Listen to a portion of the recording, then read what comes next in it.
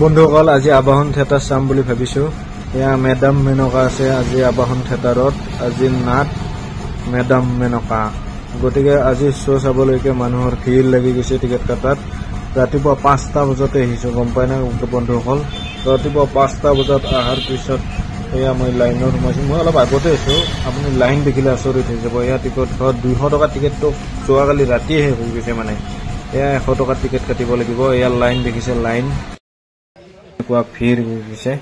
100 টকা আৰু গেলাৰীৰ কাৰণে আছে। মানে এয়া একদম আমাৰ ৰাসৰ খলাৰ একদম ৰাস্তাটো টোটেলি পুৰা বন্ধ হৈ গৈছে মানুহৰে। এনেকুৱা দীঘল লাইন হৈ গৈছে।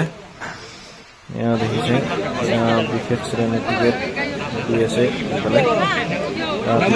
এয়া টিকেট পাই গলো বন্ধুসকল। এয়া 5খনকৈ টিকেট দিছে। এয়া 5খনকৈ টিকেট। এয়া বন্ধুসকল এতিয়া মই আহিলো ৰয়েল এনফিল্ড ডিলাৰলৈকে। এয়া দেখিছে ৰয়েল এনফিল্ডৰ এখন নতুন বাইক আহিছে 450cc গৰিলা নাম। এয়া কিবা বোলে গৰিলা নাম, ৰয়েল এনফিল্ডৰ নতুন বাইক। এয়া দেখিছে বুম গাড়ী বন্ধুসকল। এয়া গাড়ীখনৰ পিছৰ চকাটোতো ইমান ডাঙৰ, এনেকুৱা চকা মই বাইকৰ ফাৰ্ষ্ট দেখিলো নেকি। ইমান ডাঙৰ চকা পিছৰ চকাটো। এয়া চাওক বন্ধুসকল, বুম চকা দিছে, অফ ৰোডিং চকা হয়। এয়া দেখিছে এনেকুৱা খুব আছে মানে টায়াৰত। এয়া দেখিছে বন্ধুসকল, কালাৰটো ভাল লাগিছে।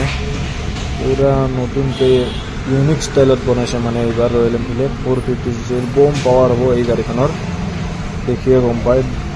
এনেকুৱা দেখাত তাৰমানে হান্টাৰ যেন লাগে, ৰয়েল এনফিল্ডৰ হান্টাৰখন যেন লাগে, কিন্তু নহয়, সেইখনতছে ডাঙৰ আছে মানে গাড়ীখন।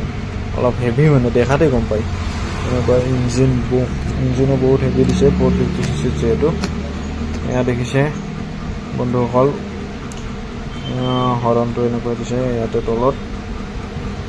এয়া headlight, LED headlight, fully LED headlight.